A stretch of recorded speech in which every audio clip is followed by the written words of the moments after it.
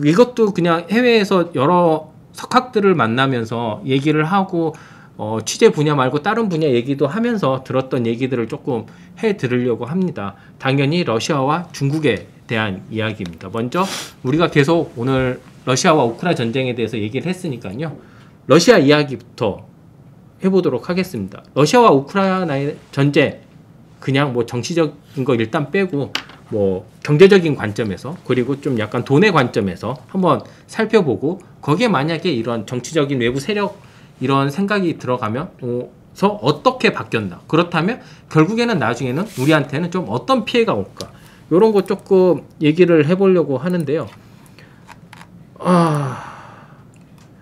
제가 만났던 유럽의 되게 교수님들이나 여러 에너지 전문가분들 얘기를 핵 가능성 그것까지는 제가 물어보지 않았습니다. 그때 다들 뭐 군사 전문가는 아니어서요.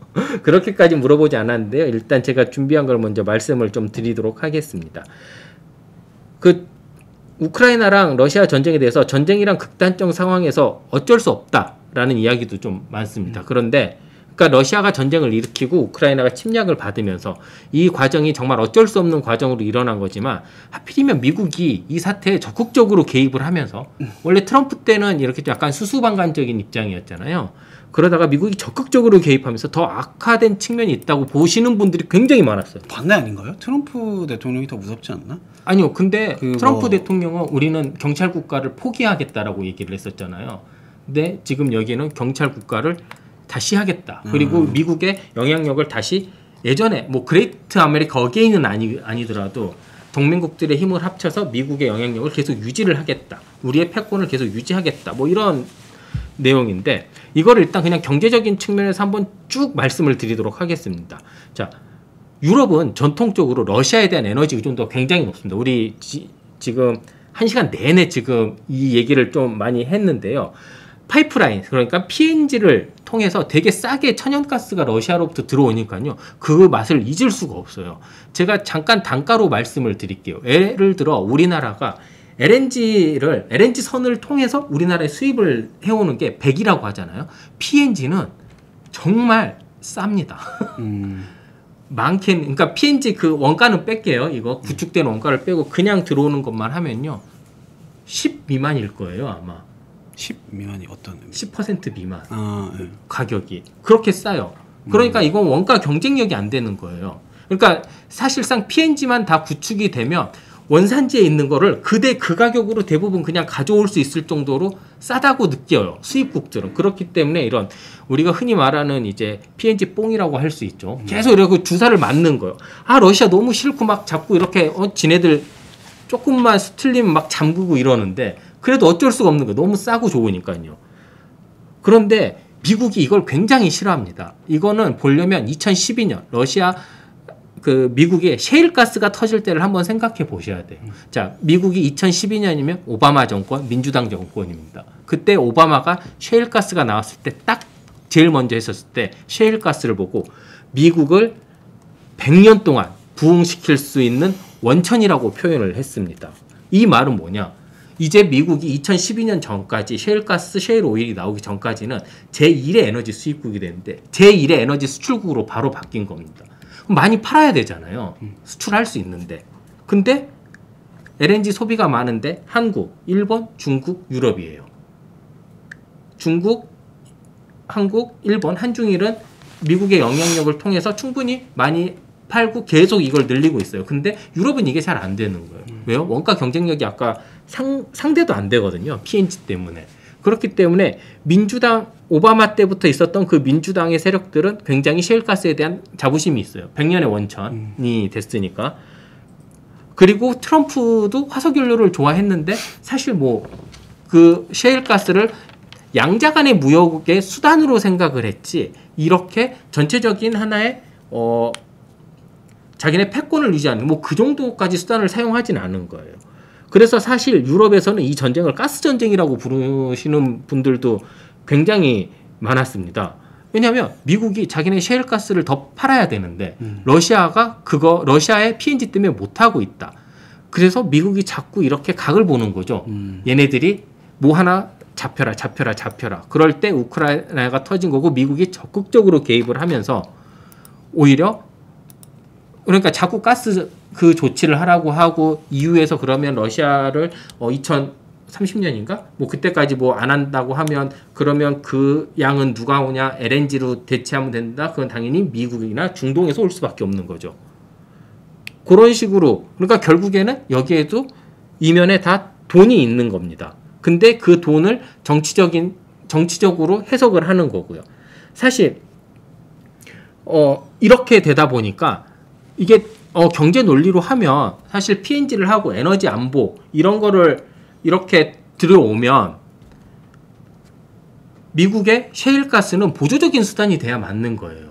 절대 주된 수단으로 될 수가 없는 거예요. 근데 이게 경제라는 거 위에 정치가 누르고 있기 때문에 여기에 정치적인 힘이 많이 압박이 옵니다. 그렇기 때문에 그나마 돈이 있는 서유럽은 버틸 수가 있는데 돈이 없는 동유럽 같은 경우는 경제가 굉장히 위험해지고 있는 거예요. 제가 아까도 말씀드렸지만 체코 같은 경우는 평균 지금 14% 15%씩 이렇게 물가가 올라가고 있습니다. 이게 대부분 다 에너지 가격이 올라가고 있는 거거든요. 그렇게 보면 동유럽은 그럼 어떻게 해야 되냐? 이게 또 아까 또 누가 또 원전 또 해달라고 했는데요. 이게 또 결국에 또 원전으로 또 이어지게 됩니다. 최근 유럽을 통해서 여러 사람들 인터뷰를 하면서 느꼈었던 게요. 제가 물어본 게 있어요. 유럽이 다시 왜 원전을 활성화를 하려고 하냐? 그때 가장 세게 말했던 차관급의 어떤 한 분은 이런 말씀을 하셨습니다. 어떤 말을 했냐면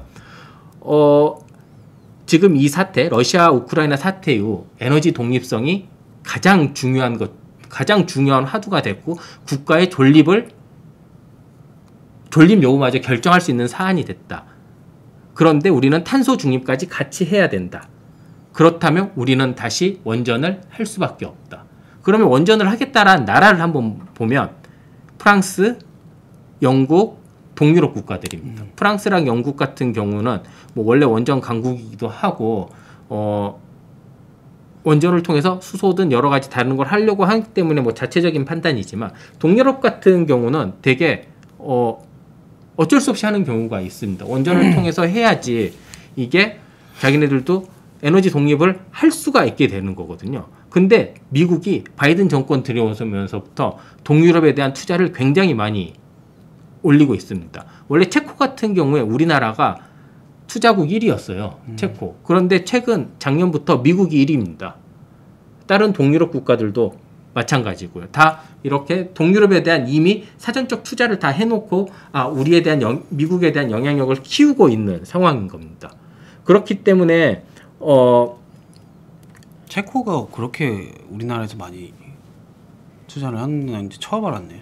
체코에 가면 체코의 스코다 그룹이라고 있어요. 그게 원래 체코 그러니까 거의 유럽에서 되게 그 기계 화학 쪽으로 되게 유명한 그룹이었는데 그 공산화 됐다가 다시 민주화가 되면서 체코 국영화했던 거를 민영화로 다 팝니다.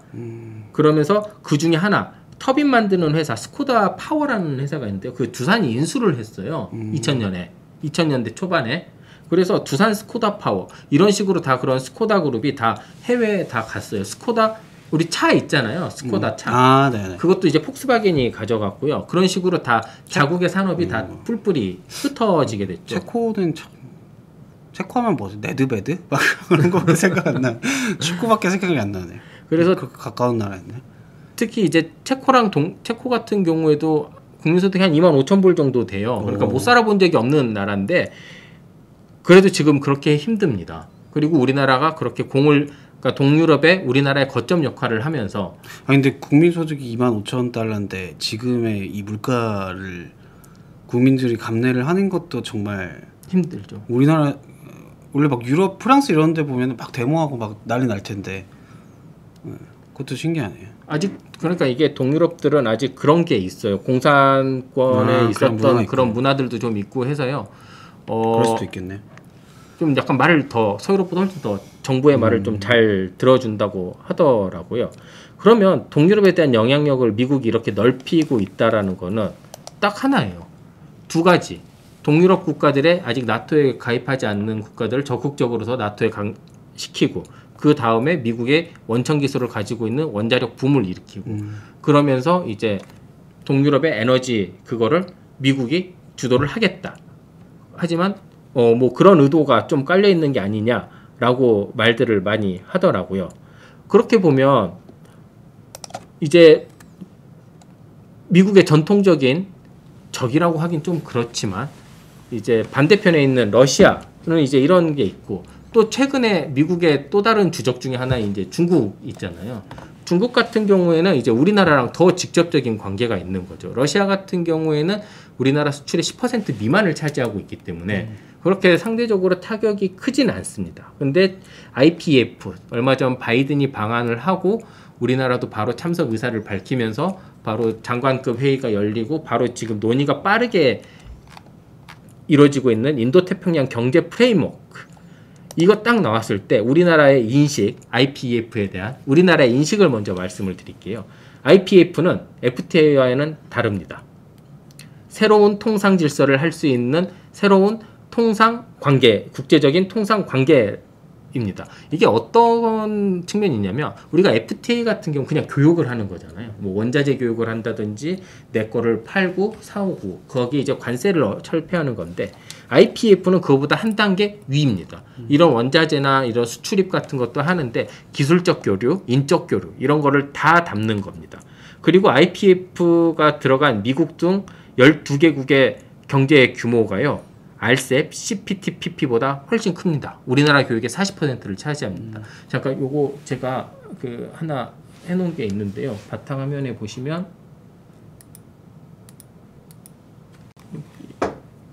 발경 요거, 자 요거 한번 좀 띄워주세요. 띄웠습니다. 네, 여기 보면 RCEP, 그 다음에 CPTPP, 그 다음에 IPEP에 대한 이렇게 비교를 조금 올려놨습니다. 요 표 한번 좀 주의 깊게 한번 보시면 되게 좋을 거예요. 여기 주요 내용만 조금 보면, 자, RCEP 같은 경우에는 중국이 주도하는 경제 무역입니다. 그 다음에 이제 CPTPP는 일본이 주도하는 거예요. 그리고 IPEP는 미국이 주도하는 겁니다. 그러니까 이게 우리나라와 가장 경제적 협력, 경제 관계가 밀접한 세 나라가 주도를 하고 있는 거예요. 그러면 여기에서 보면 먼저 딱 봐도 모든 면에서 인구, GDP, 우리나라의 교육 규모, 뭐 교육 규모는 조금 다르지만 인구 GDP에서 보면 IPEP가 EF가 제일 큰 거를 확인할 수 있습니다. 왜냐면 중국이 20에서 25%를 차지해요. 그렇기 때문에 우리와의 교육 규모는 이제 RCEP이 가장 큰데요. 정부는 이렇게 얘기를 하고 있어요. 먼저 간단하게 얘기를 하면 IPEF를 통해 우리나라는 공급망을 더 그냥 넓히는 단순한 이런 다자간 무역 관계다 라고 얘기를 하는 거예요. 예를 들어 그 코로나19 이후에 공급망에 대한 굉장한 불안감이 좀 있었잖아요. 공급망 불안감을 이제 중국에 대부분 의존하던 거를 이제 호주라든지 아니면 다른 아세안 국가라든지 동남아 국가 이런 쪽으로 원자재를 확대를 하고요. 미국, 일본, 호주와 같은 이제 우리보다 조금 더 선진국, 기술적으로 앞선 곳들은 더욱더 기술적인 친밀도를 높아서 국제 표준을 더 만들고, 우리 이런 좋은 국가들, 기술력이 있는 국가들끼리 더 밀접한 관계를 통해서 세계 주도를 해보자. 이런 한 차원 더 높은 거라고 이제 얘기를 합니다. 근데 되게 말 좋잖아요. 그러면 뭐 RCEP도 그렇고 정말 좋다고 하는데 IPEF를 누가 이렇게 곱게 보는 시선이 없죠. 당연히 여기 IPEF에 나와 있는 국가들을 보면 한국, 미국, 일본, 호주, 뉴질랜드, 인도, 아세안 7개국, 브루나이, 인도네시아, 말레이시아, 필리핀, 싱가포르, 태국, 베트남입니다. 이거 말고 그 다음 혹시 사진 한번 열어봐 주시겠어요? 이게 어디랑 똑같냐면요. 여기 파란색으로 돼 있는 데 있죠. 미국의 인도태평양 사령부랑 똑같아요. 칠함대가 지키고 있는. 네. 이게 그대로 IPEF가 된 겁니다. 근데 여기에서 중국은 빠져 있습니다. 그렇다면 중국 입장에서 생각해보면 어떤 느낌이 들까요? 경제와 군사력이 자기네들을 동시에 압박하고 있다라는 생각이 들 수밖에 없는 구조라고 저는 생각이 좀 들거든요.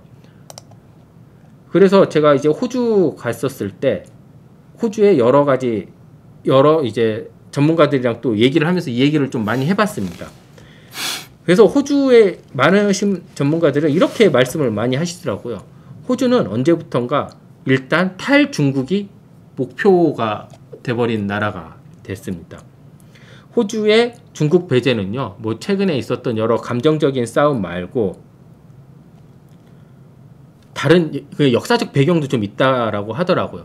우리 호주 하면 대표적인 인종차별주의 나라였었잖아요. 그런가요? 백호주의라고 해서 동양계 아시아인들에 대한 핍박이 제일 심했던 나라인데 이거가 왜 생겼는지 가서 알게 됐어요. 이게 왜 생겼냐면 호주로 중국 사람들이 대규모 이전을 해서 금광을 채굴을 했대요. 호주 사람들이랑 같이.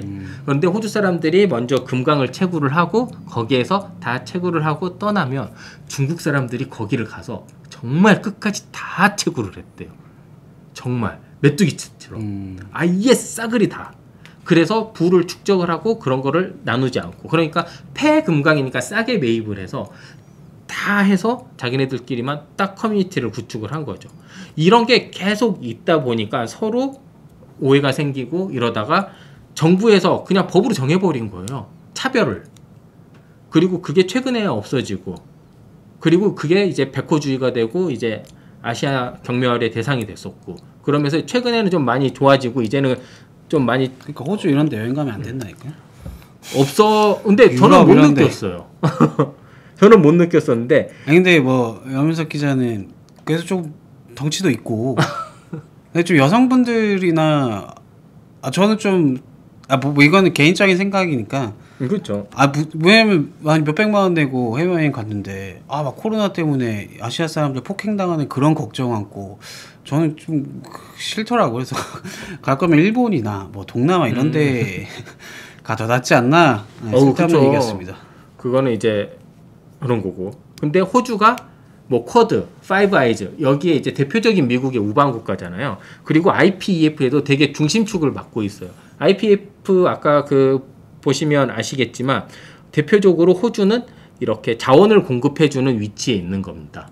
그리고 천연 에너지, 청정 에너지를 공급해줄 수 있는 위치에 있는 그런 이제 핵심적인 국가예요. 그렇기 때문에 IPEF의 전체적인 스탠스는 호주의 스탠스, 그리고 호주의 스탠스는 결국 미국의 스탠스, 그리고 미국의 그런 스탠스는 여기에 가입된 전반적인 방향성을 가져갈 수밖에 없다라는 얘기를 많이 하더라고요. 지금 보면 호주는 아직도 중국이랑 계속 무역전 하고 있잖아요. 중국도 무역 보복하고 있고, 호주도 너네 석탄 안 팔아, 뭐 안 팔아, 뭐 안 팔아, 뭐 이거 다 하고 있고, 대신 중국으로 그동안 팔렸던 여러 소고기라든지 뭐 이런 것들 다른 우방들이 사주고 있고요. 이런 거를 보면 당연히 중국이 크게 반발을 할 수 있고, 호주의 여러 경제학자들 같은 경우에는 최악의 경우 IPEF가 시작이 되면 다시 글로벌 경제가 냉전 시대처럼 양분될 수 있다라고 우려도 하고 있습니다. 그렇다면 어떤 식으로 양분이 될까? 서방 국가와 중국, 러시아를 중심으로 한 그런 국가들이 되겠죠. 아까 여기 읽을 수가 없습니다. 베르님이 해주신 것처럼 1대1로, 그러니까 중국의 1대1로 플러스 러시아 대 서방 연합이 될 것 같은데요.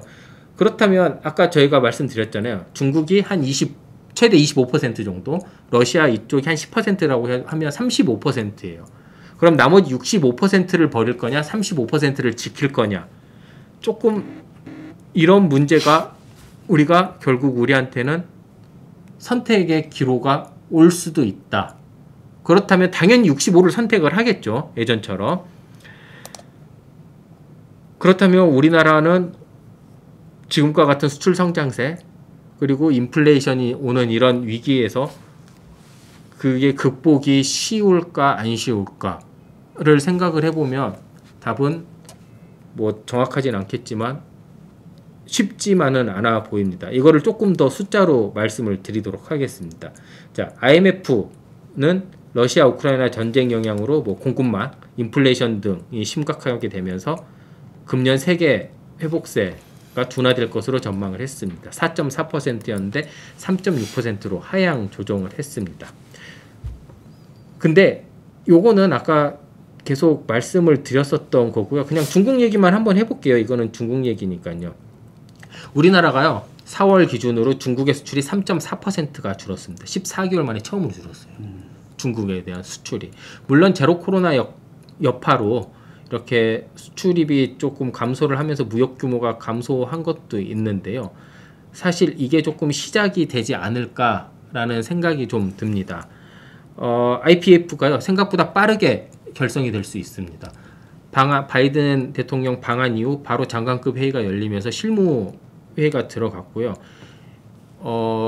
대부분의 나라들이 FTA로 관계를 갖고 있기 때문에 그거를 기반으로 이제 한 차원 더 높은 정도의 수준을 하는 겁니다.